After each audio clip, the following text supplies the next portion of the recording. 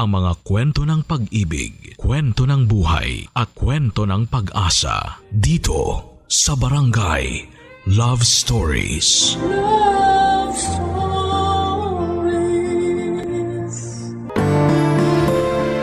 Ang pagiging mas matanda sa isang sitwasyon ay hindi nangangahulugan na alam natin ang lahat ng bagay sa mundo. Ang pagkatuto ay hindi lamang limitado sa mas bata dahil araw-araw tinuturuan tayo ng buhay. Ikaw, kabarangay, marunong ka bang magpakumbaba? Dear Papa Dudut, ang pagiging ina ay isang bagay na hindi ko ipagpapalit sa kahit na ano pa pang bagay sa mundong ito. Dahil para sa akin ang pagiging ina ay isang pribilehyo na pinagmamalaki kong nabigyan ako ng pagkakataon na gampanan. At kahit na medyo challenging ang pagiging isang ina sa isang espesyal na bata, ay nagpapasalamat pa rin po ako sa Panginoon dahil pinagkatiwala niya sa akin yon.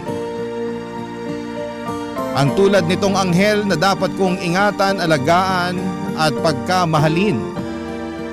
Pero bago ko po ipagpatuloy ang pagkukwento ay pabati muna ng isang mapagpalang katanghalian sa lahat ng mga kabarangay natin. Itago niyo na lamang po ako sa nickname ko na Zenny, taga Pasig, 33 years old at dating preschool teacher pero sa ngayon ay full-time mom sa aking 8-year-old daughter na isang awesome kid. At yung bang terminolohiya na ginagamit sa mga batang may autism.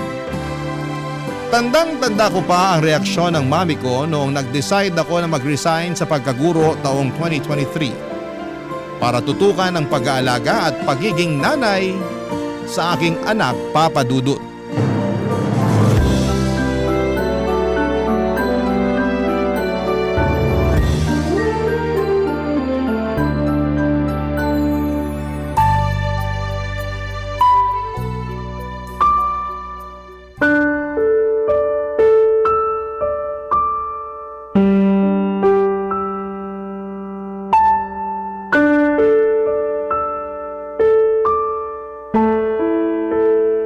Ewan ko ba naman sa'yo, Zenny? Kung ano-ano na lang talaga pumapasok dyan sa kokote mo. Mami naman, hindi po yun kung ano-ano. Tsaka matagal na naming pinag-isipan at pinag-usapan yun ng asawa ko. Oh, pinag-isipan at pinag-usapan naman pala nila ate. Bakit pa kayo nagagalit dyan, Mami? Pwede ba, Nash? Huwag ka nang sumabad dyan. Hindi naman kita kinakausap eh. Hindi ka man lang ba nanghihinayang, Nak? Wala ka pang 10 taon sa pagtuturo tapos nag-resign ka na kaagad. Ilang beses ko bang dapat sabihin na mas mahalaga ang anak namin kaysa sa pagtuturo ko? Paanong naging mas mahalaga yung anak nyo? Bata pa lang, pangarap mo na talagang magturo.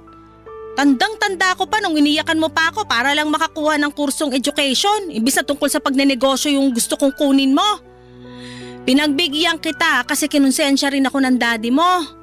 O tapos ngayon, basta-basta mo na lang iiwanan kung kailan nandiyan ka na.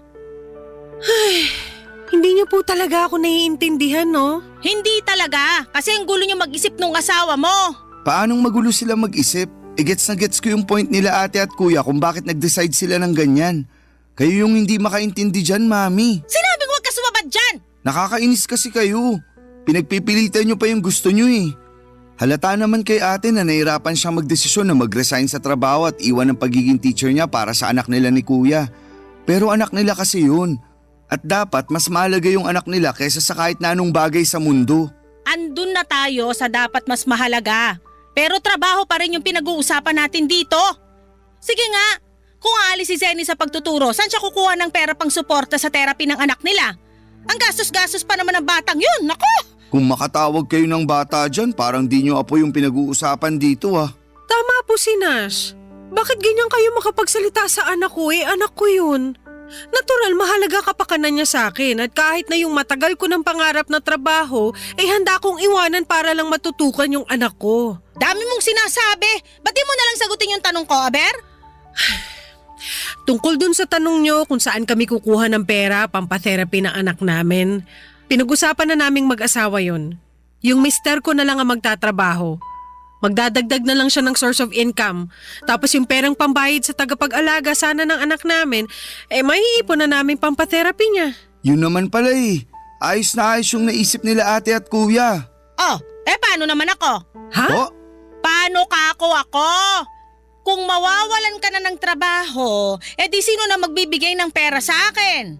Paano na yung pambayad ng bill sa bahay na to? Paano na ako makakabili ng pagkain ko, di ba pang luho? Yan na lang ba ang tingin niyo sa akin? Wag mo naman sanang masamain, pero nagpapakatotoo lang ako. Kaya nga sana, bago kayo nagdesisyon ng ganyan, kinonsulta nyo muna ako. hayaan nyo na si ate. Kasi matagal na rin naman niya tayong sinuportahan.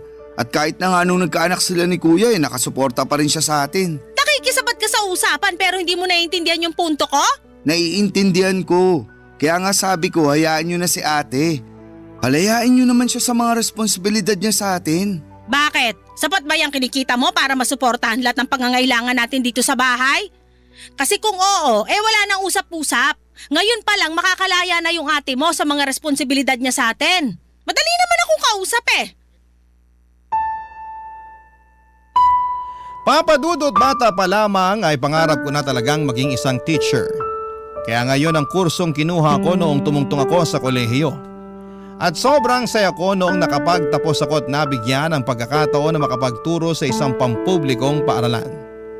Kaya naman malaking dagok din sa akin na mag-resign at iwanan ang pagtuturo.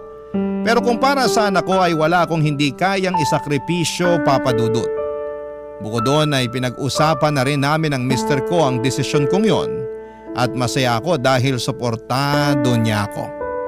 Katulad ko ay ayaw na rin niyang ipagkatiwala sa iba ang anak namin. Lalo na may espesyal itong pangangailangan. Tapos ay lumaki na rin po ito. Kaya nga ganoon na lamang ang pagkadismaya ko sa reaksyon at mga sinabi ng mami namin. Tungkol sa desisyon ko, lalo na at hindi naman masama ang intensyon ko kung bakit ko yun ginawa.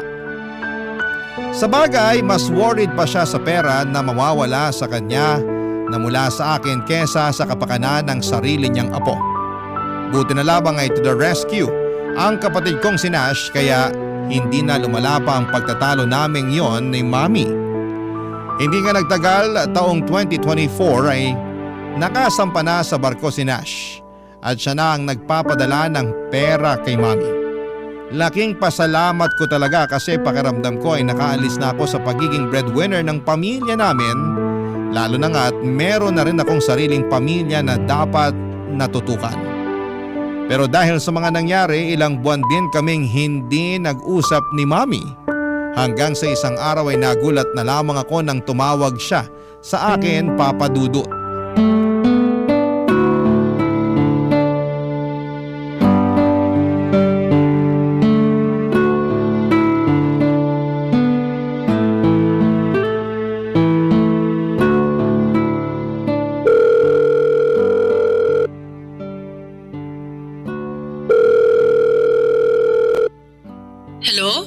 Hello, Zenny. Mi, napatawag po kayo. Oo Eto kasing kapatid mong si Nash, panay pangungulit sa akin na tawagan daw kita para kamustahin. Ayoko nga sana, kasi di ba nagkasamaan tayo ng loob nun? Wala naman po sa akin yun Buti pa sa'yo, wala na yon. Pero kilala mo naman ako. Kahit anak kita, hindi ako ganun kadaling lumimot ng kasalanan. Ano pong kasalanan? Meron po ba akong kasalanan sa inyo? Meron! Ano nga po yun? Basta. Ayoko nang pag-usapan kasi baka madagdagan lang Hindi nga yun ang dahilan ba't ako napatawag, di ba? Sa tono nyo parang napipilitan lang kayo na tawagan ako Medyo. Pero kasi mapilit tong kapatid mo. Gustong gusto na tawagan kita para kumustahin. Nakikita ko naman sa Facebook yung nangyayari sa buhay nyo. Kaya alam kong ayos lang kayo. Hindi naman po lahat ng nakikita natin sa Facebook totoo. Ibig sabihin, hindi totoo na masaya kayo dun sa picture nyo nung nag-mall kayo nung isang araw? Masaya po kami doon. Ang ibig kong sabihin… Dami-dami yung pinuntahan ng magandang lugar tapos kumain pa kayo sa mamahaling restaurant. Paano mo nagagawang kumain ng ganon samantalang yung nanay mo ay di mo makamusta? Noon na lang naman po kami nag-mall Tsaka hindi nyo ba nakita yung nauna kong upload ng picture? Na nasa ospital kami nung na-dengue ang anak namin? Parang natatandaan ko, sinend ko pa yun sa inyo sa messenger. Pero hindi nyo man lang sinin. Ha? Sinend mo ba? Opo. Hindi ko nakita Siguro sira messenger ko nun. Kaya pala hindi niyo man lang kinumusta yung apo niyo. Hindi ko nga nakita. Sigurado naman ako nakukumustahin ko yung anak nyo pag nakita ko yun eh. Ikaw talaga, masyado mo akong kinukonsensya. Ako nga po kinukonsensya niyo dun sa kinain namin sa mall. May pasabi-sabi pa kayo na buti nalunok ko yung mga pagkain ng hindi man lang kayo naiisip kumustahin. Totoo naman eh. Mi, kung magsusumbatan lang po tayo, mabuti pa wag na tayo mag-usap. Nai-stress lang po ako eh. Aba, sa akin ka pa talaga na stress? Hindi ko naman po sinabi sa inyo ako nai-stress. Ganun na rin yon, ako lang naman ang kausap mo. Natural sa akin ka may stress. Hindi ko lang mapigilan. Akala ko kasi gagaan loob ko nung tumawag kayo. Kasi sa wakas nagkausap na po ulit tayo. Ay, sana talaga hindi na lang kita tinawagan. Kulit kasi ng kapatid mo. Laging tinatanong kung nag-uusap na raw ba tayo. Wala naman tayong kailangan pag-usapan. Hey! Pero alam mo, buti pa yung si Nash. Ang laki-laki ng perang binibigay sa akin ngayon na nakapagtrabaho na siya sa barko. Mas malaki pa dun sa inaabot mo nung nagtatrabaho ka pa. Dapat pala, imbis na nag-teacher ka, nagtrabaho ka na lang sa barko kahit taga-ayos ng mga kwarto ba tawag doon. Basta, alaki kasi na sweldo. Masaya naman po ako sa pagiging teacher ko. Tsaka hindi rin naman maliit yung inaabot ko sa inyo noon. Nagkataon lang na mas malaki yung naibibigay ng kapatid ko. Oo, kaya pasalamat ka sa kapatid mo. Kasi inako na niya yung responsibilidad na dapat ikaw ang gumagawa para sa pamilya natin. Nagpapasalamat po ako kay Nash pero grabe naman kayo. Anong grabe dun sa sinabi ko? Na kinukumpara niyo ako sa kanya. Tsaka sinusumbat niyo na naman sa akin yung pagre-resign ko sa trabaho. Tapos lumalabas na hindi kayo marunong magpasalamat sa mga natulong ko noon sa pamilya natin nung nakakapag-abot pa ako sa inyo. Kung iisipin, parang wala akong natatandaan na nag-thank you kayo sa akin. Puro na lang kayo reklamo kasi kulang o maliit yung perang na ibibigay ko. Nagsasabi lang ako ng totoo. Alangan namang sabihin kung sapat na yung kulang talaga. Sige nga, isipin mo yon. Hirap sa'yo, masyado kang balat sibuyas. Ibababa ko na po yung tawag. Ha? Nag-usap pa nga tayo rito. Umiyak po kasi yung anak ko. Pupuntahan ko lang. Bye po, Mami. Ay! Tingnan mo tong babaeng to. Napakabastos! Papadudot aminado ako na na-miss ko si Mami. Pero kasi siya yung klase ng tao na mataas ang pride. Kaya nga laking gulat ko na tumawag siya sa akin pero nadismaya ako ng kaunti nung nalaman kong sinabihan pala siya ni Nash na kumustahin ako. Ibig sabihin ay hindi niya yon kusang loob na ginawa. Tapos ay hindi ko pa nagustuhan ang patutsyada niya at pagkukumpara sa aming magkapatid. Mahal ko po ang mami namin pero bata pa lamang kami ay meron na talaga siyang kakaibang ugali. Yun yung pagiging bida-bida niya at gusto laging magmukhang yayamanin kahit na hindi naman talaga kami mayaman. Kaya nga hindi katakataka na palagi silang nag-aaway ni Daddy dahil sa ugali niyang yon. Noong graduate ako ay saka naman namatay ang tatay namin dahil sa isang aksidente. Kaya sa akin naatang ang pagiging isang breadwinner. Ako rin ang nagpaaral sa kapatid kong si Nash dahil naubos lang ni Mami ang ipon nila ni Daddy sa kakasugal ng mga panahong yon. Papadudot. Barangay Love Stories. Barangay Love Stories. Papadudot bukod sa ugaling yun ni Mami na nabanggit ko ay may pagkaprangka rin siya na tipong wala na sa lugar kung magsalita. Katwiran niya kasi ay mas gugustuhin niyang sabihin ang katotohanan kahit masakit kaysa magsinungaling o mag-imbento ng matatamis na salita. At kahit nga kaming mga anak niya ay malimit niya noong pagsalitaan ng hindi maganda. At sinasabi niya na mas mabuti sa kanya na manggaling ang mga puna dahil nanay namin siya kaysa naman sa ibang tao pa. Buti na lamang at hindi kami nagmana sa kanya ng kapatid kong si Nash. Kasi kung anong prangka at sakit magsalita ng mami namin ay siya namang lumanay naming magsalita ng kapatid ko. Iniisip din namin ang sasabihin bago magsalita at kaya nga paboritong-paborito ako noon ng mga estudyante ko sa preschool dahil mabait daw akong teacher pero makatuwiran. Bagay na pinagmamalaki ko at may tuturing na isang achievement bilang isang guro, Papa Dudut.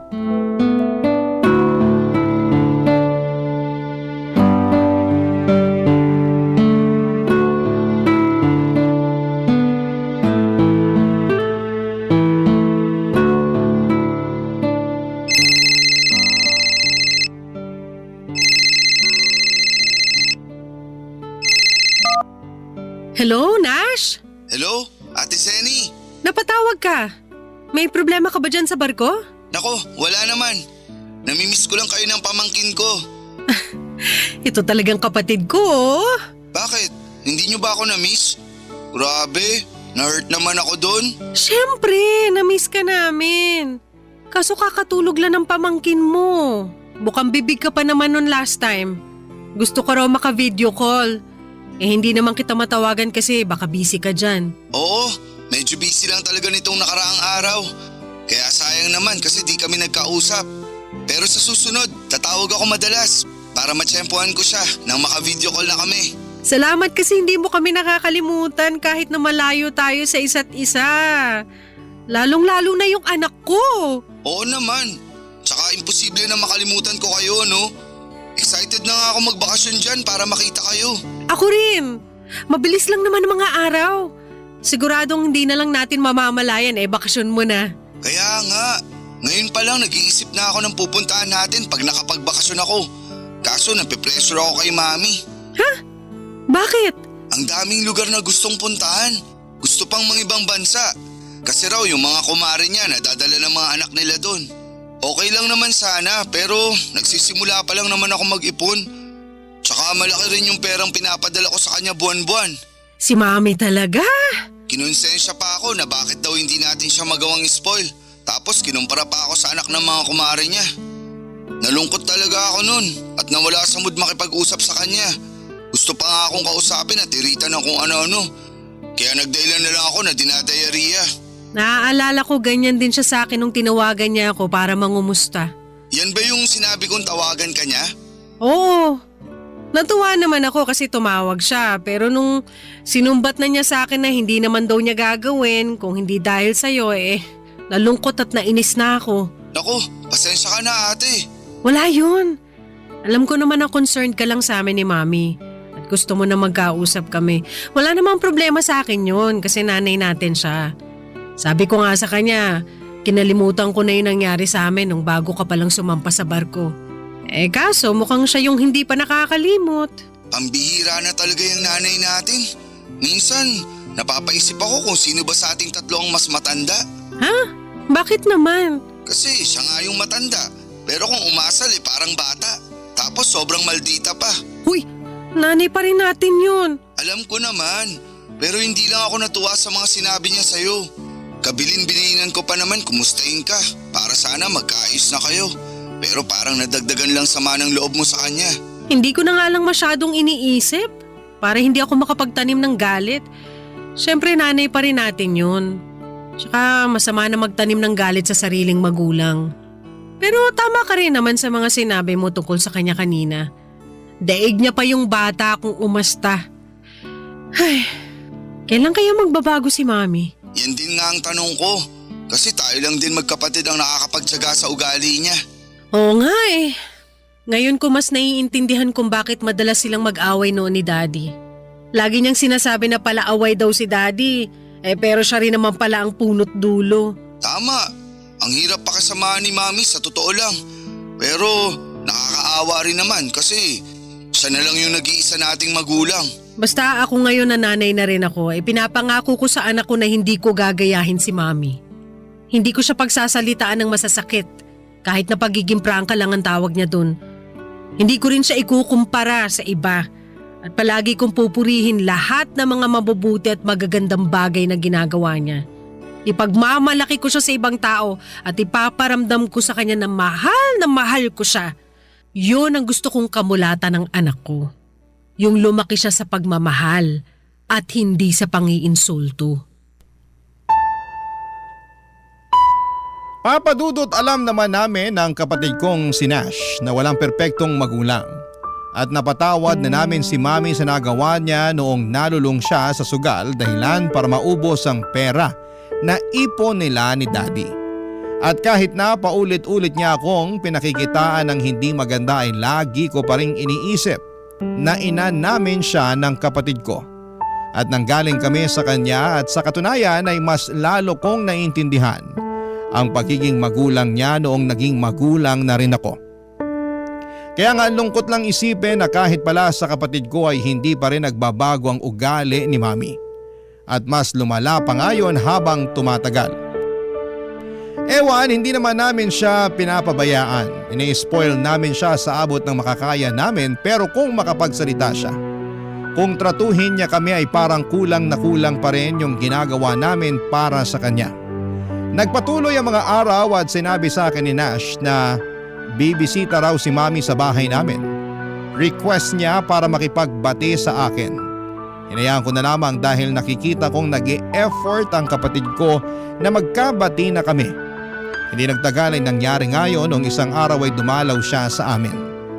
Sa totoo lang ay mabibilang sa mga daliri kong ilang beses pa lamang siyang pumunta sa aming bahay. Hindi raw kasi niya gustong magstay sa amin kasi mainit at maliit, lalo na noong wala pa kaming napapa-install na aircon. Pero hindi naman sobrang liit ng bahay. Sa katunayan ay meron yung 3 kwarto, sala, 2 CR at kusina. Kaya hindi ko alam kung saan napupulot ni Mami yung salitang maliit na para bang may kasamang pang-iinsulto, Papa Dudut.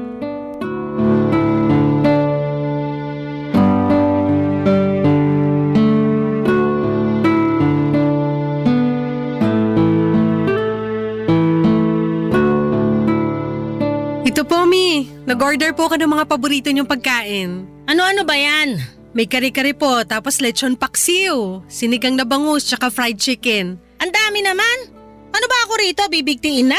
Hindi naman po sa ganun, pero syempre, naalala ko lang kayo at yung mga paborito niyong pagkain. Kaso di ko naman to mauubos lahat. Saka bakit ka ba order ng order? Po? Sabi ko, bakit ka order ng order? Sana nagluto ka na lang, nakatipid ka pa. Hindi na po ako nakapagluto. Kasi busy po ako sa pag-aasikaso sa anak ko. Bakit? Naglilikot na naman ba yung bata? Oo po, kaya binabantayan ko. Hindi ka na talaga natahimik dyan sa batang yan. Napakapasaway. Nasasanay naman na po ako sa anak ko tsaka hindi naman siya laging pasaway. Meron lang po talagang oras na malikot siya. Meron lang daw oras. Sa buong pamamalagi ko dito sa inyo puro kalikutan ng anak mo nakikita ko. Tapos napakaingay pa din, nakakarindi sa tenga.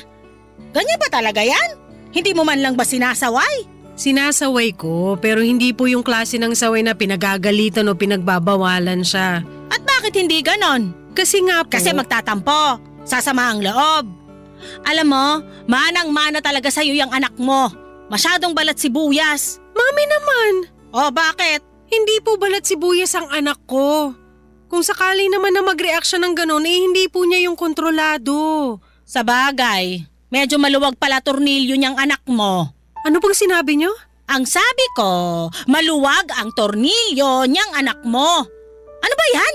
Maglinis ka nga ng tenga mo, Zenny. Malinis po ang tenga ko, Mami. Kung may marumi man dito ay yung bunganga niyo. Anong sinabi mo? Napakabastos mo naman sa akin. Kayo po yung unang ng bastos. Una, nagre-reklamo kayo sa mga pagkaing in-order ko. Masasarap naman yan. Tsaka mga paborito nyo pa. Tapos bigla-bigla nyo na lang sinabihan na maluwag ang tornilyo ng anak ko? Alam nyo namang may kondisyon siya. Yun na nga yun. Maluwag ang tornilyo. May tamang tawag po ron. At hindi yung pagiging maluwag ang tornilyo. Sus! Ang dami niyong pauso. Nung unang panahon kung hindi sinto-sinto, maluwag ang tornilyo ang tawag dyan? Wala na po tayo sa sinaunang panahon. Baka nakakalimutan yung 2024 na ngayon. Hindi ko nakakalimutan kung anong taon na ngayon, no? Akala mo sa akin nag-uulyanin na? Hoy, para sa kaalaman mo, 61 years old pa lang ako. Hirap sa'yo, nasabihan ka lang ng totoo, nagagalit ka na agad. Ganyan na ba mga kabataan ngayon? Asartalo? Pikon? Hindi po ako pikon. At hindi tayo nag-aasaran dito. Tsaka winelcome ko kayo ng maayos dito sa bahay namin. Tapos ganyan lang isusukli nyo sa akin. Hindi ko naman talaga gustong pumunta dito sa bahay nyo, no? Yung kapatid mong si Nash ang mapilit. Nananahimik ako dun sa bahay tapos gustong-gustong bumisita ako rito. Aba, tinakot pa ako na hindi magpapadala ngayong buwan kundi raw ako pupunta dito sa inyo? Naiintindihan ko po kung bakit gustong-gusto ni Nash na pumunta kayo rito sa bahay. Siyempre, para makapag-bonding tayo. Kaya nga pinaghandaan ko talaga yung pagdating nyo. Hindi lang ako nakapagluto. Pero nag-effort akong umorder ng mga paborito niyong pagkain na hindi nyo man lang na-appreciate. Kayo po ba naiintindihan niyo yung intensyon ng kapatid ko? Kung bakit niya ginagawa sa atin to? Hirap sa inyo, masyado kayong ma-pride. Nawala na sa lugar, anak nyo naman ako. Hindi po ako ibang tao para ganyan ninyo. Kahit naman sa ibang tao, ganito ako Saka matagal na mataas ang pride ko. Mas mataas pa sa bubungan ng bahay nyo. Sinabi nyo pa. Aba talaga namang sinangayunan mo pa nga? Kesa namang kontrahin ko, di ba? Tsaka kakasabi ko lang na masyado kayong ma-pride na wala na sa lugar. Sana talaga din na lang ako pumayag na pumunta sa bahay nyo. Sana nga po, hindi na lang kayo pumunta rito kung hindi nyo rin pala magagawang iwan sa bahay. Yung ugali nyong yan. Nakakalungkot. Kasi akala ko po makakapag-bonding na tayo. Papadudot, noong nalaman kong bibisita si Mami sa bahay namin ay na-excite ako at masaya ako na ibinalita yon sa mister ko. At kahit pati siya ay natuwa na pupunta ang Mami sa bahay. Nagtanong nga siya sa akin kung magluluto ba ako ng espesyal lalo na yung mga paboritong potahe ng nanay ko. Pero ang sabi ko ay plano ko na umorder na lamang sa labas dahil matrabaho yon at walang titingin sa anak namin. Hindi naman ako kinontra ng mister ko lalo na rin at hindi rin naman niya ako matutulungang mag-alaga sa anak namin. Kasi nga may pasok siya sa trabaho ng araw na yon. Pero sinigurado ko naman na umorder ako ng mga pagkain na paborito ni Mami mula sa paboritong restaurant niya. Kaya nga nung hindi niya na-appreciate yung ginawa ko, ay gano'n na lamang ang lungkot ko, Papa Dudut. Pinalalabas niya na wala akong talent sa pagluluto kaya bumili na lamang ako sa labas. Tapos, ininsulto niya pa ang anak ko. Bagay na nagpapanting sa tenga ko. Ang sakit-sakit noon para sa akin at mas nadagdagan lang ang sama ng loob ko sa sarili kong ina. Barangay Love Stories. Barangay Love Stories. Papadudot, sa kabila ng lahat ay pilit kong sinantabi ang mga hinanakit at sama ng loob ko sa mami ko. Dahil may mas importante akong bagay na dapat pagtuunan ng pansin. At yun nga ang anak namin ng mister ko. Sa totoo lang ay hindi madali ang magkaroon ng anak na espesyal. Ang kondisyon, walang araw na hindi nagiging extra challenge lalo na kapag sinusumpong siya. Pero sa kabila ng lahat ay sobrang saya ko kasi nagagampanan ko ng maayos at mabuti ang pagiging nanay sa anak namin. Doon ko nga mas lalong na-appreciate, Papa Dudut, ang sarili ko at ang iba pang nanay dyan. Lalo na yung katulad kong merong anak na may autism. At buti na lamang kahit na wala akong masyadong suporta at tulong na nakukuha mula sa aking sariling ina ay nandyan naman ang kapatid kong si Nash para mangumusta at umalalay sa amin, sa pamilya ko.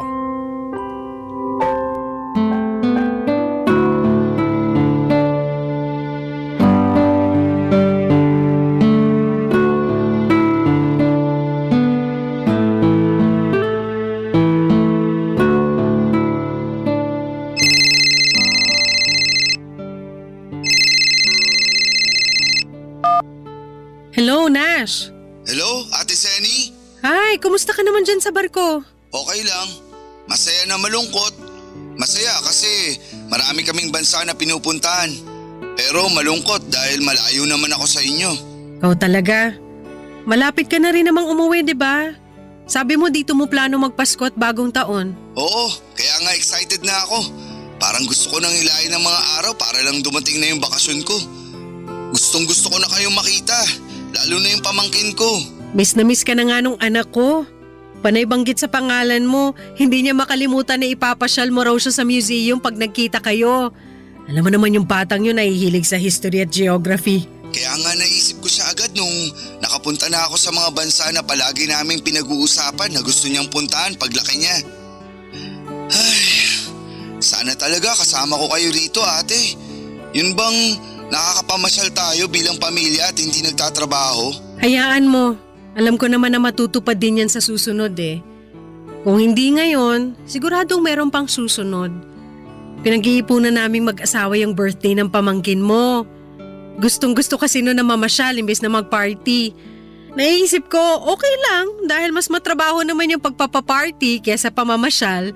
Tapos kakain na lang din kami sa labas. Alam mo, mas practical nga yan. Pero kailan nga ulit yung birthday ng pamangkin ko? Sa January na, no? Sorry, di ako masyadong magaling sa dates. Alam mo yan. Alam ko naman yon. At tama ka na sa January na. New Year siya pinanganak. Ano ka ba ang dali tandaan nun? Malaking blessing din talaga kahit na binigay siya sa amin ng Diyos na may espesyal na kondisyon. Hindi naman nakabawas sa pagiging blessing niya sa pamilya natin yung espesyal na kondisyon niyang yun. Para sa akin, mas lalo lang siya naging blessing. Buti ka pa ganyan tingin mo sa anak ko. Si Mami kaya? Ay, oo. Nakwento nga niya yung nangyari nung pumunta siya dyan sa inyo. Sorry ate ha. Sorry saan? Kasi pinapunta ko pa siya dyan. Umaasa kasi ako na makikita ni Mami yung nakikita ko. Lalo na sa anak mo. Kung gaano siya kabait, katalino, mapagmahal at malambing na bata. Naiintindihan ko naman na mabuti yung intensyon mo eh. Kaya hindi ka dapat mag-sorry. Tsaka sinabi ko kay Mami na gusto mo lang din kaming makapag-bonding. Kaya pinapunta mo siya sa bahay. Pero kakaiba rin kasi si Mami. Parang walang sandali na hindi siya nakakahanap ng pwedeng ipintas sa akin, sa anak ko, sa pamilya ko at sa bahay namin. Puro hindi magagandang bagay ang lumalabas sa bibig niya. Nabanggit nga niya sa akin na sinagot-sagot mo siya noon. Grabe yung reklamo niya. Para siyang batang nag-aalburuto kasi inagawan ng candy. Pero natatawa na lang ako nung pinakikinggan ko siya. Ha? Bakit ka naman natatawa? Kasi ang satisfying lang sa tenga ng mga sagutan mo. Satisfying ka dyan. Mali pa rin naman na sumagot sa magulang, 'di ba? Nandun na tayo. Pero hindi naman sila palaging tama eh. Kahit na magulang ka pa, hindi pa rin tama na mang-insulto ka ng kapwa mo o magsalita ng masama tungkol sa isang tao. Lalo na't wala namang ginagawa sa'yo. Tapos anak at apo mo pa.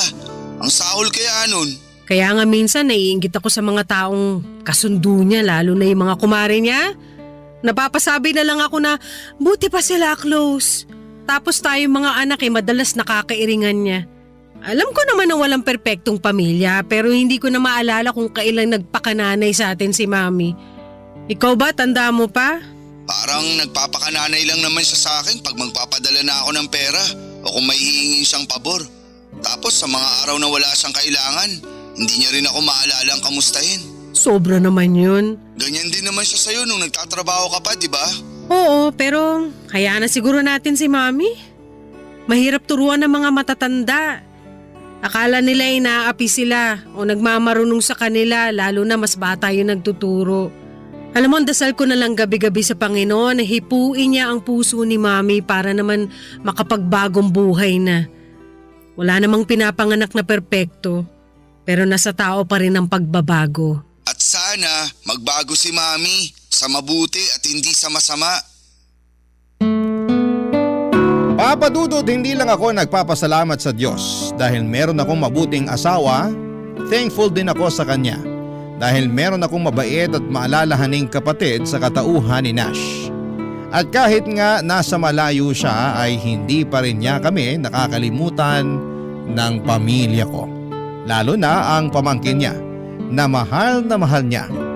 Naalala ko na grabe ang iyak niya noong hinatid namin siya sa airport at habang nagpapaalam sa anak ko. Mami-miss daw kasi niya ito. Sobrang close kasi nila.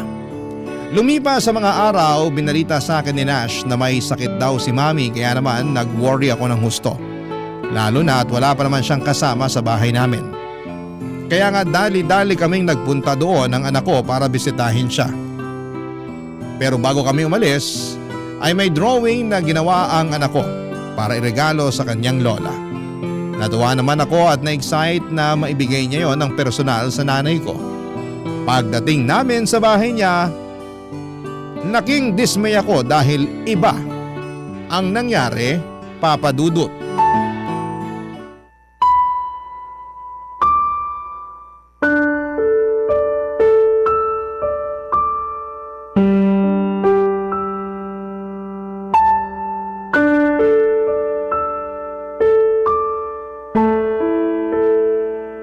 Sobra na po kayo sa anak ko, Mi. Oh, ano bang ginawa ko sa anak mo? Para sa kaalaman mo, hindi ko siya pinalo o pinagmalupitan kaya umiyak yun, no? Baka mamaya makasuhan pa ako ng child abuse nang wala sa oras. Hindi nyo nga pinalo. Hindi nyo nga pinagmalupitan pero pinagsalitaan nyo naman na masakit kaya umiyak siya. Ha? Ano ba sinabi ko? Sinabi ko lang naman yung totoo. Kasalanan ko ba kung nasaktan siya?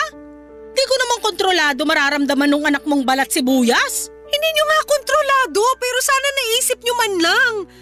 Ang tawag doon konsiderasyon. Hey, alam ko tawag doon, no? Tingin mo sa akin, Bobo? Siguro nga ganyan talaga kayo. Ay, anak ng tinapa! Ikaw pa lang ang anak na tinawag na Bobo ang sarili mong ina. Napakasama na ugali mo. Kung ako masama na ang ugali dahil lang sa bagay na yan, kumusta naman kaya kayo? Ha? Ano pinagsasabi mo dyan? Sa dami ng mga masasamang sinabi nyo sa akin, kay Nash, sa asawa ko, sa bahay namin at ngayon naman sa anak ko, malamang na nasa inyo na ang korona ng pagkakaroon ng matabil na dila. Kung makapagsalita kayo, wala na kayo sa lugar. Akala nyo kung sino kayong perpekto? Alam ko na hindi ako perpekto, no? Saka kailan pa naging wala sa lugar ang pagsasabi ng totoo? Hirap sa inyo, masyado kayong maramdamin. Para kayong hindi nag-mature, masyadong matampuhin. Anong matampuhin?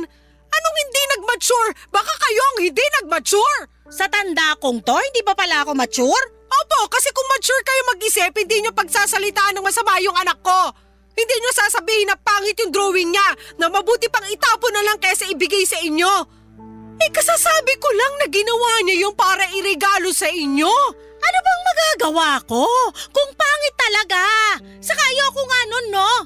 Regalo ka dyan hindi ko naman birthday. Anong gagawin ko doon? Kalat lang yun sa kwarto ko. Hindi talaga kayo marunong maka-appreciate ng mga bagay na binibigay o ginagawa sa inyo. Bakit mo ba ako sinisigawan? May sakit na nga yung tao. Kasi sumasobra na kayo. Napakawalang konsiderasyon nyo. Tapos kapag pinagsasabihan kayo o sinasaway, lagi niyong dinadahilan na nagsasabi lang kayo ng totoo. Para sa kaalaman nyo, hindi sa lahat ng oras kailangan sabihin ng totoo. Kung makakapanakit lang kayo ng ibang tao, lalo na sa katulad ng anak ko. Bata pa yung sinabihan nyo ng masakit na salita. Anak ko! Apo nyo pa! Kahit sinong bata, may espesyal na kondisyon o wala, hindi deserve na pagsalitaan ng masakit ng lola nila. Bakit naman hindi? Nung araw ganyan naman magsalita ang mga matatanda sa amin, tapos di naman kami nasasaktan. Hindi ako naniniwalang hindi kayo nasasaktan. Aba, sinasabi mo ba na sinungaling ako? Opo, kasi kung hindi kayo nasasaktan, di hindi rin kayo magre-react sa mga pagsagot-sagot ko sa inyo.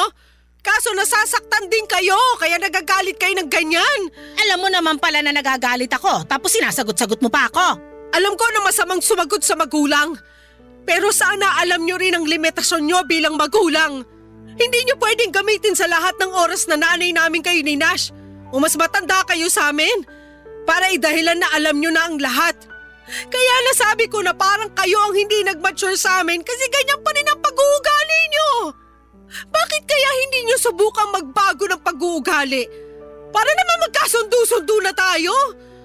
Kung iisipin nyo kasi, hindi lang kami ng kapatid ko yung palagi nyong kairingan at tinuturing na kaaway. Pati na rin yung mga iba natin mga kamag-anak. Kung tutuusin, mas kasundo nyo pa yung mga kumare nyo. Mabuti sana kung nalalapitan nyo sila sa oras ng kagipitan. Eto nga nagkasakit kayo, walang dumalaw sa inyo rito sa bahay ni isa. Kami na nga lang ng anak ko ang pumunta. Tapos ganyan nyo pa kami tratuhin. Sobra naman po yata yun. Sobra naman po kayo. Papa Dudut, hindi na nakaimik si Mommy sa mga sinabi kong yon at nakita ko na lamang na napabuntong hininga siya. Tapos ay sunod-sunod na yung ubo niya kaya nag-worry naman ako. Inasikaso ko siya, bagay na hindi na niya tinanggihan. Totoo naman lahat ng mga sinabi ko tungkol sa mga kumari niya na wala man lang pumunta sa bahay para kumustahin siya. Buti na lang talaga at binalita sa akin ni Nash ang kondisyon ni Mommy at napuntahan agad namin siya. Pinagluto ko rin ang Mommy ng lugaw at pinakain. Tapos ay pinainom ko siya ng gamot at maya-maya lang ay nakatulog na siya. Nanood na lamang kami ng TV ng anak ko sa sala hanggang sa makatulog siya at pagkatapos ay naglinis na ako ng bahay namin. Habang ginagawa ko yon, ay nakokonsensya ako sa mga sinabi ko sa mami ko, pero may bahagi ako sa aking isipan na nagsasabi na tama lang din na prinangka ko siya para ma-realize niya na sumosobra na siya. Kami lang ba ng kapatid kong si Nash ang may nanay na katulad ng nanay ko? Mahal pa rin namin siya, Papa Dudut, pero sana'y magbago na siya. At tama ang kapatid ko na magbago siya sa mabuti at hindi sa masama dahil marami pa kaming pangarap sa buhay na gusto naming kasama siya. Sa kasalukuyan ay hindi na ganong kamaldita si Mami. Feeling ko ay tinablan siya sa mga sinabi ko sa kanya noong may sakit siya at nakita niya ang importansya ng pamilya na siyang nandyan at maasahan sa oras ng kagipitan. Kasabay noon ay hindi pa rin ako humihinto sa pagdarasal na sana'y tuluyan na kaming magkasundo dahil hindi pa naman huli ang lahat. Hanggang dito na lamang po ang sulat ko, Papa Dudut.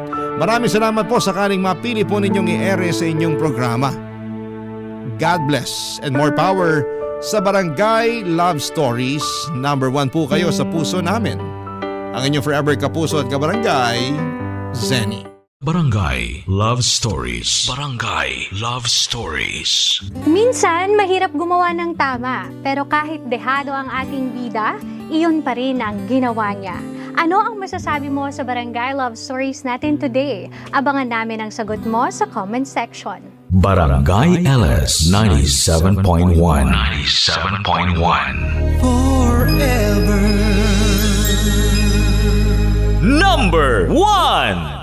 Ang mga kwento ng pag-ibig, kwento ng buhay at kwento ng pag-asa dito sa Barangay Love Stories. Love Stories. Makapangyarihan ang salita. Kaya nitong makapagbigay ng inspirasyon sa kapwa o di kaya ay makasira sa kumpiyansa ng isang tao. Kaya nga kung wala tayong mabuting sasabihin ay itikom na lang natin ang bibig natin. Ikaw kabarangay, may kilala ka bang masakit magsalita?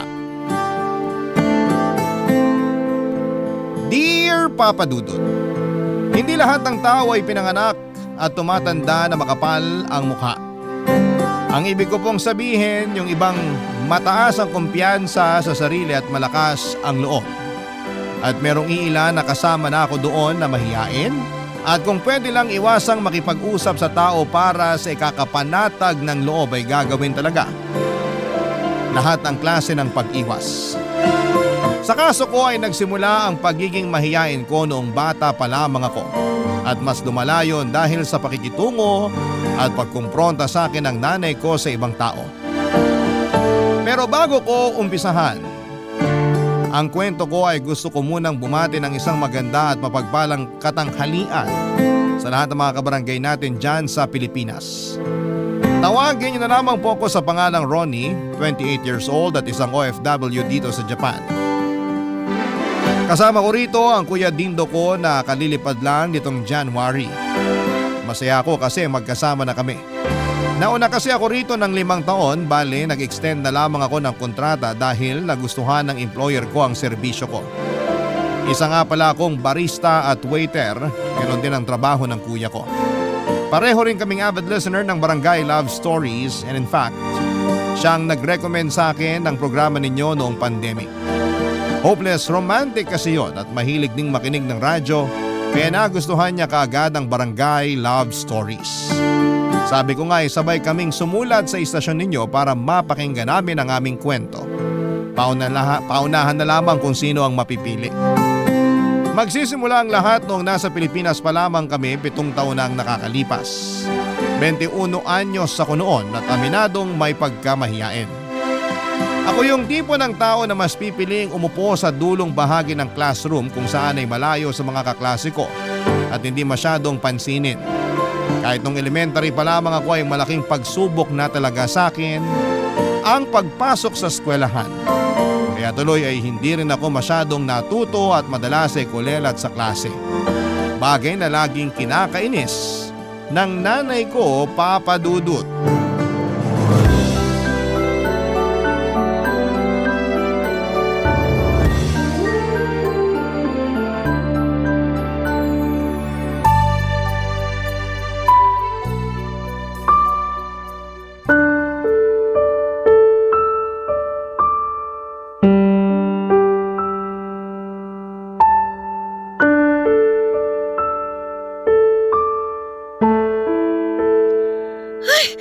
Palakol! Oh, palakol na naman! Puro na lang palakol tong mga grado mo, Ronnie! Pasensya na po kayo, Nay. Nung nakaraang grading, humingi ka rin sa akin ng pasensya. Sabi mo, aayusin mo na ang pag-aaral mo. Pero wala namang pinagbago tong mga grado mo, oh! Puro palakol! Ginawa ko naman po yung makakaya ko. Ito na ba yung makakaya mo? Ha? Nay, tama na po. Kahit kailan talaga, napakalabnaw niyang utak mo! Alam nyo naman po na hindi ako matalino pero pinag-aaral nyo pa rin ako. Ayun na nga eh! Hindi ka nga matalino, kaya mas lalong kailangan mong mag-aral! Nay naman ayoko na pong mag-aral. Abay, loko-loko talaga tong batang ito ah! Anong ayaw mo mag-aral eh, maswerte ka nga kasi pinag-aaral kita! Marami dyan mga katulad mo na gustong-gusto mag-aral pero hindi pinag-aaral ng magulang! Di sila na lang po yung pag-aralin nyo. Aray! Hoy ha, sa susunod, hindi lang bato ka makukuha mo! Ingungudgud ko na sa sahig yung mukha mo! Bakit ko sila pag-aaralin? Anak ko ba sila? Nay naman Ikaw nga tigilan mo ako sa kakaganya mo ha? Baka nakakalimutan mo, hindi ka na bata. Kung nung maliit ka, pinagpapasensyahan kita sa kahinaan ng ulo mo, pwes, ibahin mo na ngayon. Ipapaalala ko lang sa'yo na 21 ka na, matanda ka na, Ronnie! Hindi ko naman po nakakalimutan yung edad ko. Abay di mabuti! Sa edad mong yan, dapat nasa kolehiyo ka na eh. Katulad ng mga kaklase mo noon. Abay, hindi ka ba nahihiya dun sa mga kasabayan mo nung elementary ka? Yung iba doon anak ng mga kaibigan ko. Ayun, nasa third year college na ngayon. Tapos ikaw, hindi ko pa alam kung gagraduate ng high school. Ayan na naman po kayo. Kinukumpara nyo na naman po ako sa kanila, Nay. Abay malamang! Kanino kita ikukumpara? Sa kuya mo? Eh bulakbol din yung hayop na yun eh! Kaya hindi rin nakapagtapos ng kolehiyo! Kaya nga po wag nyo na lang akong ikumpara sa ibang tao. Nakakasama kayo ng loob Ikaw pa talagang may ganang sumama ang loob? Eh kumusta naman kaya yung loob ko? Yung nararamdaman ko? Kasi kung tatanungin mo ako, gigil na gigil na ako sa'yo ngayon! Ay! Ang gusto ko lang naman kasi, ayusin mo ang pag-aaral mo. Ito lang yung kaya ko ipamana sa'yo eh. Wala kaming malaking kayamanan ng tatay ninyo. Kaya nga pagsikapan mo makapagtapos. Ay, sorry po ulit, Nay. Puro ka na lang sorry. Tapos hindi naman kita nakikitaan ng pagbabago. Hindi ko na po alam gagawin ko Hindi ako kasing talino ng mga anak ng kaibigan nyo. Kaya nga lalo mong pagsikapan para maging kasing talino ka nila. Parang imposible naman po yun. Malayong malayo na po sila sa akin. Wala akong pakialam. Kung kailangan mo magsikap ng husto para mahabol sila at mapantayan, abay gawin mo. Para naman kahit papano, may pagmalaki na kita sa mga kaibigan ko.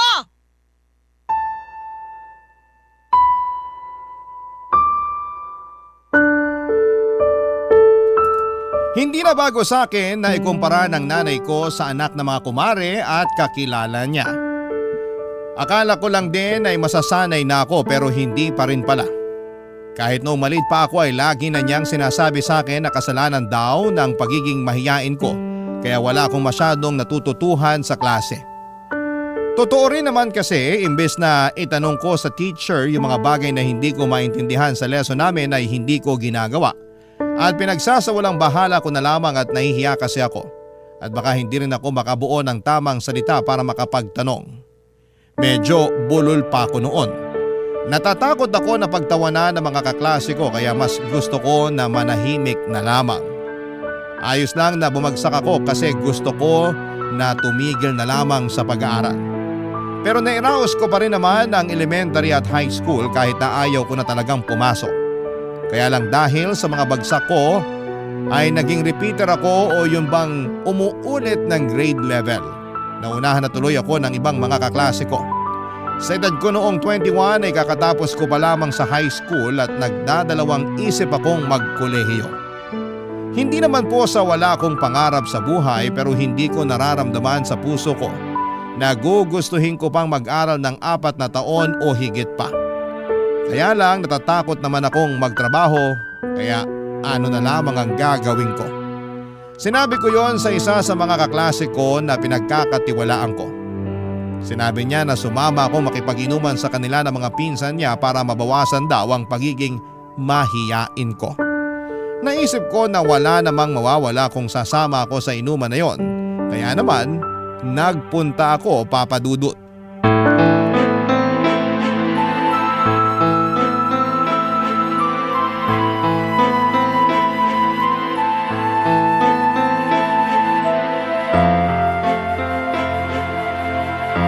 Santissima! Ano nangyari sa'yo, Ronnie? Bakit ang dami mong pasa sa mukha? Putok pa yung labi mo! Napagtripan lang po, Nay. Napagtripan? Sandali, lasing ka ba? Nakainom lang po. Ay, Ronnie! Nay, bakit po bang ingay nyo? Tumahimik ka nga dyan! Tulungan mo na lang ako rito! Ibangon mo yung kapatid mo at iupo mo sa bangko! Dalian mo! Ano ba kasing ginawa mo sa sarili mong tukmul ka? Oh, ikaw pala, Kuya Dindo. Kadiri! Kailan ka pa natutong uminom? Halika na, bumangon ka dyan. Aray naman, parang mababali braso ko sa hila mo eh. Mababali talaga kasi loko-loko ka. Sumandal ka nga, Ronnie! Patingin ako ng mga sugat at pasamo sa mukha! Kumuha ka nga doon ng pamunas at alcohol para sa kapatid mo! Antok na po ako, Nay. Kumuha ka na! Sabi ko nga po. Ano ba kasing ginawa mo sa sarili mo, Ronnie? Kailan ka pa natutong uminom? Kanina lang po. Ganito pala pakiramdam paglasing. Para kang lumulutang sa ulap. Makakakita ka pa ng mga bituin pag dinagdagan ko amats mo sa suntok ko. Akin na! Umayos ka, Ronnie. Gagamutin natin yung mga sugat mo. Daan-daan naman po. Kahit dahan-dahanin ko yan, masakit pa rin yan. Ay, grabe! Ano ba naman itong ginawa mo sa sarili mo? Uminom ka na nga, nagpabugbog ka pa! At hindi ka man lang lumaban, no? Kitang-kita na walang kagalos-galos kamao mo. Ibig sabihin, hinayaan mo lang sila na gawing punching bag yung mukha mo. Kahit kailan duwag ka talaga at lampa. Pwede ba tumigil ka na nga dyan, Dindo? Ano bang gusto mo? Gayahin ng kapatid mo ang pagiging basagulero mo? Basagulero man po ako, at least hindi ako umuuwing bugbog sarado. Hirap kasi dyan kay Ronnie, pinalaki niyong babakla-bakla. Wala akong anak na bakla! Hindi kaya ako bakla, Kuya. Ah, talaga? Sige nga, patunayan mo. Suntukin mo ako, dali. Ano bang pinagsasasabi mo, Dindo? Chill lang kayo, Nay. Tuturuan ko lang kung paano manuntok tong anak mo. O ano? Tumayo ka na dyan, dali. Suntukin mo na ako. Suntok lang ha. Dapat di ka gagante, Kuya. Oo naman. Sige na, suntok na. Yan dapat sa'yo. Halikan mo sahig. Napaka-uto-uto mo kasi eh! Ayan tuloy, natumba ka na naman sa sahig! Ayos lang naman siya, Nay. Anong ayos lang siya eh, parang hindi na nga gumagalaw tong kapatid mo! Baka nakatulog na sa kalasingan. Hayaan nyo na siya dyan. Dyan sa sahig na babagay yung mga katulad niya nalalampa-lampa. First time ko lang malasing at masasabi kong masarap din pala sa pakiramdam. Kaya lang ay first time ko ring nabugbog dahil masyado raw akong perwisyo pag napasukan na ng alak ang sistema ko. Simula noon ay hindi ko na ulit ginustong uminom ng alak lalo na at hindi pa rin mawala-wala sa isipan ko ang lahat ng mga masasakit na salita na sinabi sa akin ng nanay at ng kuya ko. Tapos masasakit pa rin yung bukol ko sa ulo mula sa dagok ni Kuya Dindo.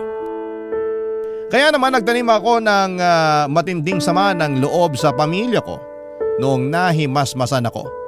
Kasi hindi naman ganon yung ibang mag-anak. Mabait yung nanay nila at magkakasundo sila ng mga kapatid nila. Oo, nag-aaway paminsan-minsan papadudot pero hindi naman ganon kasakit magsalita o namimisikal. Naisip ko tuloy na sana'y hindi na lamang ako pinanganak sa pamilya namin kung ganon lang din nila akong tratratuhin. Barangay Love Stories. Barangay Love Stories. Papadudot kung meron man akong kakampi sa pamilya namin, yon ay ang tatay namin. Bale, 3 pala kaming magkakapatid, ako ang bunso at bukod kay Kuya Dindo, ay meron pa akong ate na hindi na namin kasama sa bahay noong mga panahong yon. Namatay ang tatay namin noong nakuryente siya habang may binubutingting na kable sa bahay namin. Doon aksidente niyang nahawakan yung live wire kaya nalapnos ang katawan niya. Naisugod pa siya sa ospital at nabuhay ng 3 araw bago namatay. 15 years old pa lamang ako noon. 20 naman si Ate Charmaine at 21 naman si Kuya Dindo. Lahat kami nag-aaral pa kaya si nanay na lamang ang kumayod para masustentuhan ang pangangailangan namin. Bale meron silang negosyong isdaan ni tatay sa palengke ng Quezon City. Kaya lang ay hindi na nakagraduate si Kuya Dindo sa kolehiyo dahil sa pagbubulakbol. Basta gulero din siya at madalas ay masangkot sa kaliwat kanang mga gulo. Pero nagbago na siya noong isang beses siyang na-detain dahil sa pag-aamok ng lasing.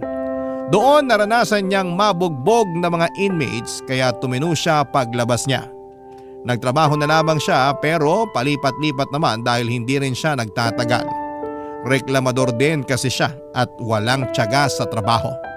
Si Ate Charmaine naman ay nabuntis bago ang araw ng graduation niya sa kolehiyo. Kaya labis din ang pagkadismaya ni nanay sa kanya at bagaman nakagraduate naman siya ay nagkaroon pa rin sila ng matinding away dahilan para umalis si ate sa bahay namin at manirahan kasama ang tatay ng pamangkin ko. Buti na lamang at dumadalaw pa rin siya sa bahay kaya nakakapag-usap pa rin kami, Papa Dudut.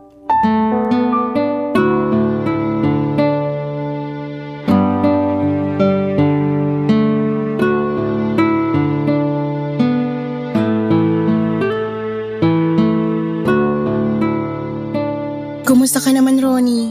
Okay lang naman ako, ate. Ikaw, kumusta? Ayos lang din. Balita ko nalasing ka raw at nabugbog ng isang gabi ah. Ano ba kasing nangyari? Hindi ka naman umiinom. Niyaya kasi ako ng dati kong kaklase na uminom. Sabi niya para mawala raw hiya ako, kaya ipapakilala niya ako sa mga pinsan niya. Sa isip ko, wala naman sigurong masama kasi nga gusto ko na rin alisin yung pagiging mahihain ko. Kaso naparami inom ko at medyo naging pasaway ako sa kanila. Kaya siguro napikon yung iba niyang pinsan at nabugbog na ako. Pero mali pa rin yun. Paano na lang kung napuruhan ka tapos nagkaroon ka ng malalang injury, hindi lang natin alam. Naku, idedemanda ko yung dati mong kaklase at mga pinsan niya na yun. Wag na ate, abala lang yan eh. Saka ayos lang ako. Ayos ba yan eh? Itim na itim pa yung bukol mo sa noo. Huwag mo sabihin pati yan kagagawa nila, anak ko naman talaga. Hindi naman nila to kasalanan. Kasalanan to ng pagiging lampa ko. Doon na rin ako sa sahig nakatulog. Kaya galit na galit sa akin si nanay. May bukol pa nga ako sa ulo bukod dito sa noo. Talaga? Hawak nga. Sakit ate. Gosh, ang laki. Ang natatandaan ko kasi, hinamon niya ako na suntukin ko siya. Mali ko lang, pinatulan ko. Kaya ito na pala ako. Siya yung mali. Kasi bakit ka pa niya kailangang hamunin na suntukin siya? Kasi di raw ako gumanti nung binugbog ako. Kaya tinawag niya akong babakla-bakla. Pero ganun naman talaga si kuya, di ba? Basta gulero na mayabang. Oo, pero hindi pa rin tama yung ginawa niya. Imbis na yung mga pasamo na lang sa mukha ang intindihin mo, iisipin mo pa yung mga bukol mo. Kawawa ka naman. Okay lang naman ako. Malayo to sa bituka. Oo nga, pero mas malapit yan sa utak. Ano sinabi ni nanay? Wala, bukod sa pinagalitan ako kinabukasan nung naimasmasan na ako. Ang kapal daw ng mukha ko kasi nakuha ko pang uminom at makipag-away. Ay, naiintindihan ko naman yung galit niya kasi Baka nadala na rin siya sa mga pinagagagawa ni kuya nun. Pero nasaktan pa rin ako. Masakit naman talaga magsalita si nanay kahit nung nandito pa ako kung ano-ano rin ang sinabi niya sa akin dahil lang nabuntis ako bago makagraduate. Pati sa anak ko na nasa tiyan ko pa noon may sinabi na rin siya. Akala mo hindi niya apo yung batang pinagsasalitaan niya na masama. Bakit kaya ganun si nanay, no? Hindi siya katulad nung ibang nanay ng mga kakilala ko. Mabait kasi mga nanay nila tapos may naon magsalita. Iba-iba naman ang mga nanay pero sana magbago na nanay natin. Maiba tayo. Ngayong graduate ka na sa high school, anong kursong plano mong kunin sa college? Sa totoo lang, ayoko na talaga mag-college, ate. Ha? Bakit? Para kasi hindi ko rin kakayanin. Saka baka mag-aksay lang ng pera si nanay sa pagpapaaral niya sa akin. Tapos isumbat niya lang yun. Kung hindi ka na mag-aaral, ibig sabihin magtatrabaho ka na lang? Yun nga ang problema. Di ko rin alam kung kaya ko magtrabaho kasi nahihiya ako, ate. Nako, kailangan mong alisin yung pagiging mahiyain mo kasi baka maraming oportunidad ang masayang dahil pinalagpas mo lang. Kaya nga. Pero sa ngayon, di ko pa talaga alam anong plano ko. Naguguluhan pa ako. Papadudot mabait si Ate Charmaine. Bukod kay tatay, siya na lamang yung kakampi ko sa bahay namin. Kaya nga laking lungkot ko nang umalis siya sa bahay dahil alam ko na ang magiging buhay ko kasama sina kuya at nanay. Pero tinapangan ko pa rin at tinatagan ang kalooban ko dahil pamilya ko pa rin sila. At wala rin naman akong pupuntahan sakaling umalis ako sa bahay namin. Alam ko na hindi na talaga makakatulong sa akin ang pagiging mahiyain ko. Kaya nga ginusto ko rin naman na tuluyan ng alisin sa pagkatao ko ito. At masaya ako dahil nasabi ko lahat ng gumugulo at naglalaro sa isipan ko noong minsang bumisita sa bahay ang ate ko. Sa totoo lang ay hanga ako kay Ate Charmaine dahil nilakasan niya ang kanyang kalooban na magsimula ulit matapos niyang mabuntis. Hindi man niya nagamit yung kursong tinapos niya, kahit paano'y kumikita naman siya ng pera dahil madiskarte siya. At yon ay sa pamamagitan ng pagbebenta ng iba't ibang produktong online gaya ng makeup, dishwashing liquid, damit at gadgets. Tulong na rin daw niya yon sa mister niya na siyang nagtatrabaho para sa pamilya nila. Kapag may sobra sa kinikita niya ay bumibili siya ng mga groceries para naman sa bahay. Kaya siguro unti-unti ay nakuha rin niya ang loob ni nanay pero kapag nakatalikod naman siya, ay pinagsasalitaan pa rin siya ng masama ng nanay namin. Kung minsan ay chinichismis pa nga siya ni nanay sa mga kapitbahay. Inis nga ako sa ugaling yon ni nanay pero akala ko ay siya lang yung kilala kong chismosa sa bahay namin pero meron pa pala.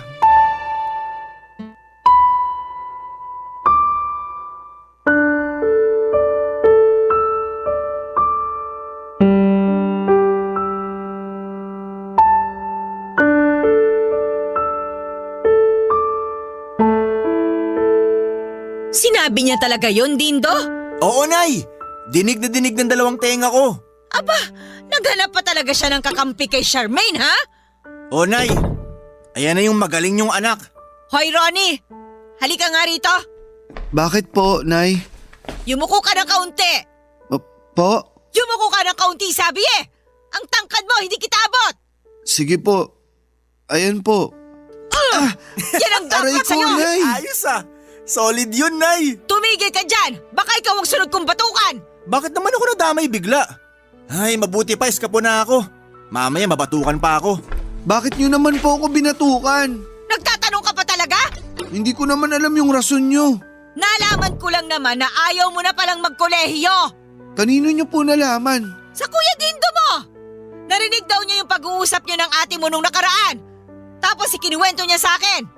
Akala ko sinanay lang tong chismosa sa bahay. Chismoso rin pala tong si kuya. Hoy! Narinig ko yon, ha? Sorry po, Nay. Huwag mo ang iniiba ang usapan? Hindi ko naman po iniiba yung usapan. Wala lang po ako masabi. Ibig sabihin, totoo nga yung sinabi ng kuya mo? Na ayaw mo na magkolehiyo? Opo. Ay, linti ka talagang bata ka! Hindi na po ako bata, Nay. Hindi na nga! Pero para ka pa rin bata kung mag-isip. Tumutulad ka na naman sa ibang mga kabataan na laki na nga sa hirap, batugan pa! Iginapang para makapagtapos, ayaw namang mag-aral! Ang kakapal naman ang mukha ninyo! Hindi ko na po kasi nakikita yung sarili ko na makakagraduate sa college. Saka di ko rin po alam kung anong kurso ang kukunin ko. Baka bumagsak lang ako sa mga subject kasi di ko kayanin. Tapos magagalit lang po kayo sa akin. Alam nga namang matuwa ako at ipagmalaki kita, no? Responsibilidad mo ang mag-aral ng mabuti. Malamang magagalit talaga ako sa'yo. Kaya nga ayoko na lang po mag-aral. O ano na lang ang gagawin mo ngayon? Hindi ko pa rin po alam. Kita mo na? Ni wala kang kaplano-plano sa buhay mo? Huwag mong sabihin na tatambay ka lang dito sa bahay maghapon. Aba namahan, mahiya ka naman sa akin, Ronnie. Ako itong nagpapakahirap magtrabaho dun sa palengke para lang mabuhay kayo, tapos gaganyanin nyo lang ako? Pinag-aaral tapos ayaw mag-aral. Ibang klase rin talagang takbo ng utak mo ano? Susubukan ko pong maghanap na lang ng trabaho, Nay. Abay dapat lang! Kung hindi, makakatikim ka sa akin ng sermon at talak araw-araw kapag nakita kitang nandito lang sa bahay! Pasensya na po talaga kayo. Kung ganito lang akong klaseng anak. Hindi ko rin naman po ito ginusto. Alam mo, kung pwede lang makipagpalit ng anak sa iba, nako, matagal ko nang ginawa! Ayusin mo yung buhay mo, ha? Huwag mo nang dagdagan ng pagiging sakit sa ulo! Napakawalang kwenta mo kasi! Niwala ka sa kalingkingan ng anak ng mga kaibigan ko!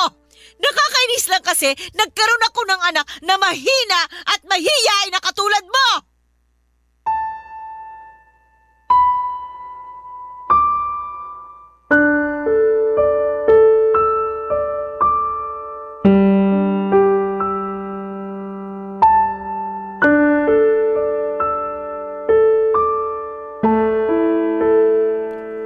Papadudot dahil sa pangchichismi sa akin ni Kuya Dindo kay nanay ay hindi na ako nagkaroon ng tamang panahon.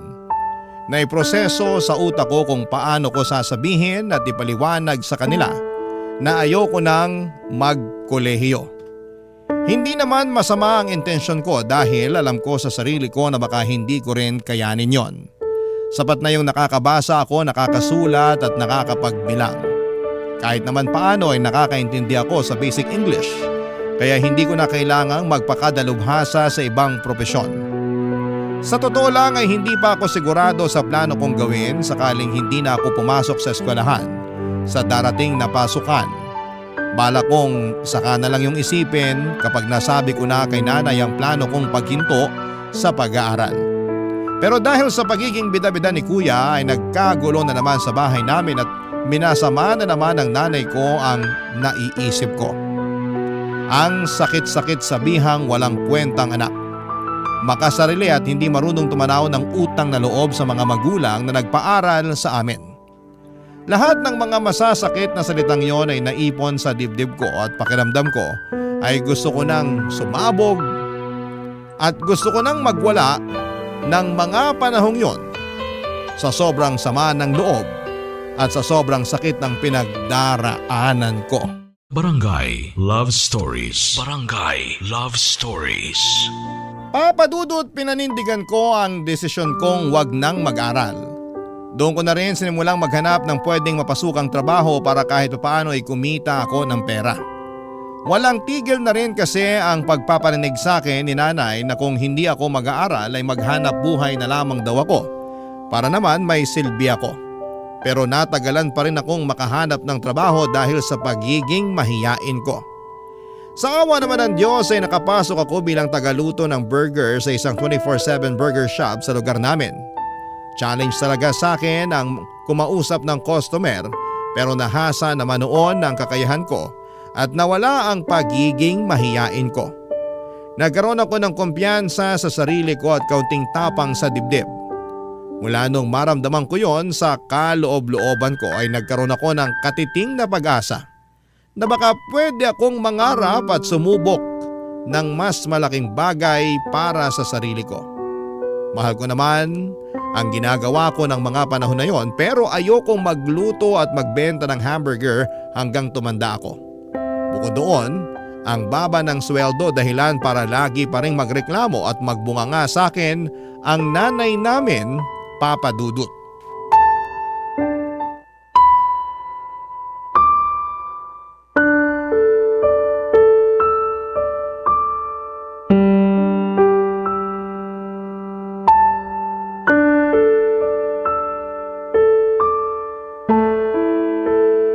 Nay, ito na po yung sweldo ko. Oh, ano ko to 1,000? Pandagdag po, pambili ng bigas. Sa lakas niyong kumain ng kuya mo, kulang na kulang pa tong 1,000 mo. Dagdagan mo ito! Sorry po, kasi yan na lang yung natira. At saan naman napunta yung iba mong sinweldo? Sa ipon ko po. Aba, talagang nakuha mo pang mag-ipon? Kakarampot na nga lang ang kinikita mo. Dapat binibigay mo sa akin lahat para naman mapakinabangan. Kita ko naman po yun. Saka nagbigay naman po ko. Oo nga, ang kaso hindi ka nakakaintindi eh. Kulang nga itong 1,000.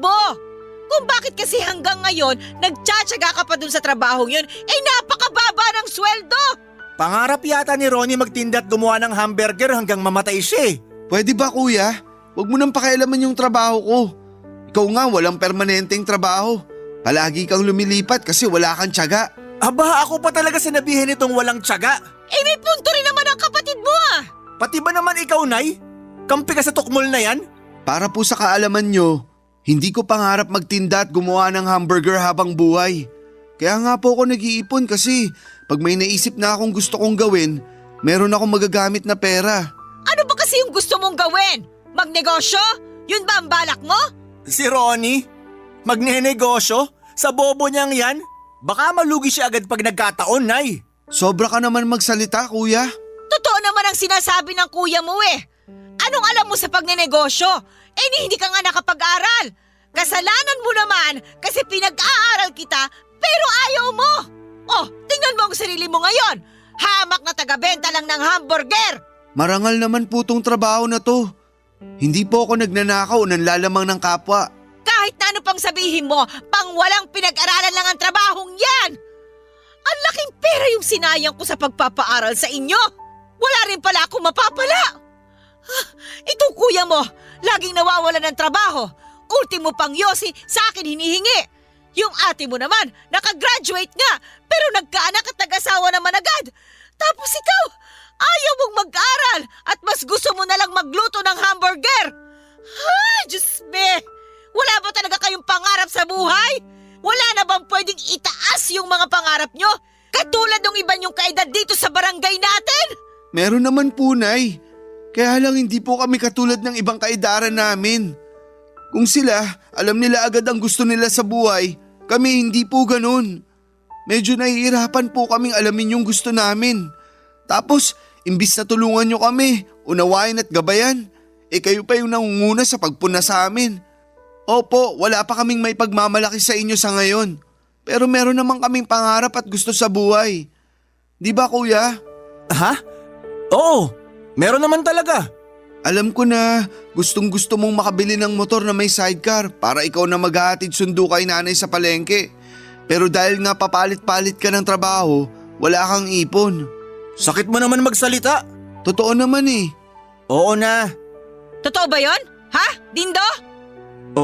Opo, Nay. Kaya sana, wag nyo na po kaming ikumpara sa iba, Nay. Kahit po yung wag nyo na lang kami pagsalitaan ng masama at hindi maganda. Ayos na kung hindi nyo rin naman po kami kayang suportahan. Masakit po kasi sa amin yun. Lalo na sa inyo pa mismo nang galing. Papadudot, ayoko naman sanang pagsalitaan ng ganon si nanay pero sobrang bigat na kasi ng kalooban ko. Para kung bomba na sasabog na lamang anumang sandali. Pero sa totoo lang ay gulat na gulat ako sa sarili ko dahil nagawa kong masabi ang nilalaman ng isipan ko at manindigan sa bagay na gusto ko at pati si Kuya Dindo ay napasang-ayon sa akin. Pero hindi ako proud na nasagot ko si nanay at napagsalitaan siya ng hindi maganda. Kaya nga ginawa ko pa rin ang makakaya ko para ipaunawa sa kanya ang gusto kong sabihin. Dahil ang huling bagay na gusto kong mangyari sa akin ay maging katulad niya. Yung bang madaling madaig ng emosyon kaya hindi napag-iisipan ng mabuti ang sasabihin at kadalasan ay nakapagsasalita ng masakit. Mahiyain lamang ako at walang tiwala sa sarili pero hindi ako bastos na anak. Kaya nga nagsorry pa rin ako kay nanay noong sumunod na araw. Pero tinalakan niya lamang ako at hindi man lang humingi ng patawad sa mga sinabi niya. Naisip ko na ayaw niya lang talagang ibaba ang pride niya. Dahil para sa kanya ay siya ang nanay, siya ang dapat na masunod at siya lang ang laging tama. At bilang tipo ng tao na hindi mahilig makipagtalo o makipagpataasan ng ihi, hindi na lamang ako sumagot. Doon ako mas lalong nagsikap sa ginawa ko habang patuloy na nangangarap na balang araw ay aasenso kami sa buhay. Isang araw ay niyaya ako ng dati kong katrabaho at kaibigan sa burger shop kung gusto ko raw ba siyang samahan na kumuha ng short-term course tungkol sa food and beverages. Nagka-interes ako, kaya hindi na ako nagdalawang isip na mag-enroll din, Papa Dudut.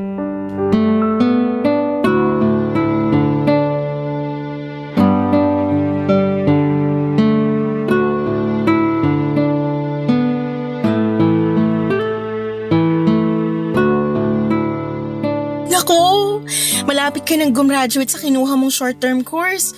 Sobrang proud ako sa'yo, Ronnie. Oo nga ate, excited na ako. Salamat kasi lagi mo akong sinusuportahan. Nung una kasi, aminado ako na paulit-ulit kong tinatanong ang sarili ko kung kaya ko ba talagang pangatawanan yung pag-e-enroll ko. Pero dahil nga sinuportahan mo ako, tinuloy-tuloy ko na rin. Siyempre maganda tong kurso mo eh. Maraming oportunidad ang pwedeng magbukas. Nakakatuwa kasi nakita ko rin na gustong-gusto mo yung ginagawa mo kaya sinusuportahan na kita. Masaya ako na meron kang isang bagay na pinipursue. Ako rin ate. Iba pala sa pakiramdam kapag masaya ka at gusto mo yung ginagawa mo. Yun bang lagi kang excited na gawin yun? Masaya naman ako sa pagtitinda at paggawa ng hamburger pero mas masaya ako sa pinag-aaralan ko ngayon. Alam ko naman yun, kaya nga natutuwa ako sa'yo kasi sa wakas, nahanap mo na yung isang bagay na gustong-gusto mong gawin. Sinong mag-aakala na huling beses tayong nag-usap eh, wala ka pang kaplano-plano sa buhay. Pero ngayon, tingnan mo naman, marami ka nang na-overcome. Mahihain pa rin ako pero masasabi kong kumakapal-kapal na yung mukha ko ng kaunti. Ituloy mo lang yan, napapractice naman yan eh. Galing mo nga kasi sa loob lang ng maiksing panahon, malaki agad improvement mo. Di na ikaw yung dating Ronnie na takot ko mausap ng tao. Salamat uli ate sa paniniwala at pagtitiwala sa akin. Walang anuman. Basta tandaan mo, gawin mo lahat ng makakaya mo para mapaunlad mo yung sarili mo. Sa kahit na anong bagay pa yan, basta hindi masama o iligal, asahan mo yung suporta ko. Pero, kumusta naman sa bahay? Si nanay? Okay lang naman sila. Si nanay ganun pa rin. May pagkataklesa at maingay pa rin.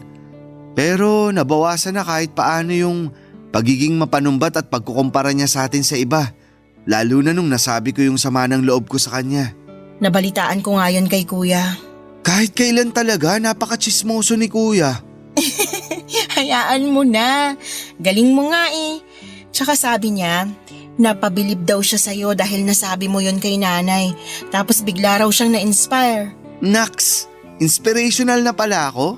Oo naman. Hindi mo lang alam pero malaki na pala natutulong mo sa isang tao para mabago yung pananaw niya sa buhay at lalong magsikap na tuparin yung mga pangarap nila. Ganon din kasi yung ginawa mo sa akin eh. Na-inspire mo ako na sumubok pa ng isang bagay.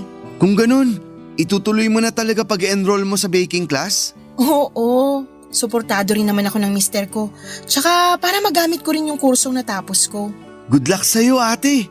Naniniwala ako sa kakayahan mo kasi magaling ka. Naniniwala rin ako sa kakayahan mo, Ronnie. Kaya sana huwag kang susuko ah. Huwag kang hihinto sa pangangarap. Oo, hindi. At kahit na saan man ako dalhin ng pangarap ko, lagi kong tatandaan mga sinabi mo. O siya, magmerienda muna tayo sa kusina bago tayo magkaiyakan dito. Gumawa ako ng yema cake. Pagdala ka na rin sa bahay. Paborito ni nanay yung yema cake mo. Lagi niyang binibida sa mga kapitbahay. Talaga? Mukhang nagbago na nga si nanay ah. Maganda-ganda na yung sinasabi eh.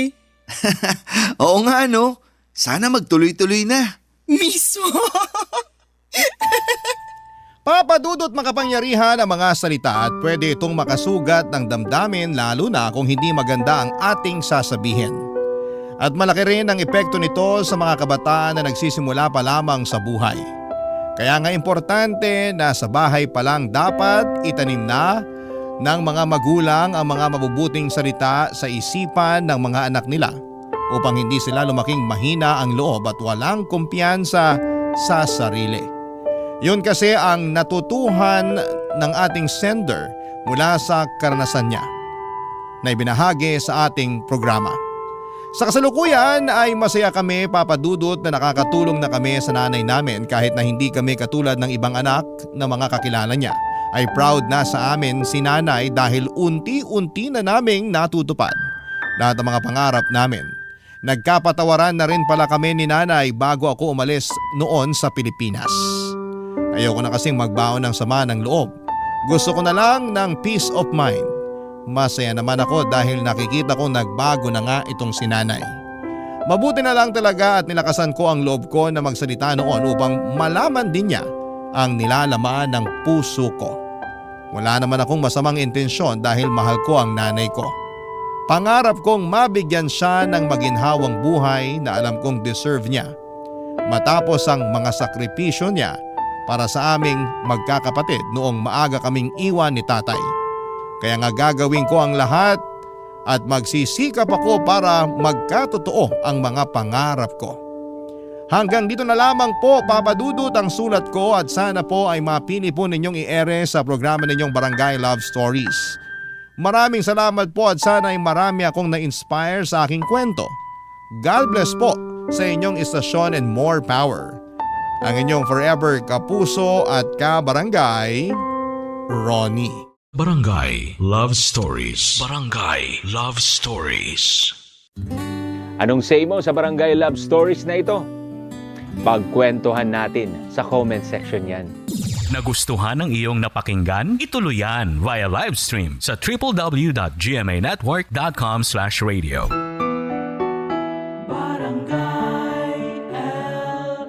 In Mega Manila, 97.1. Forever.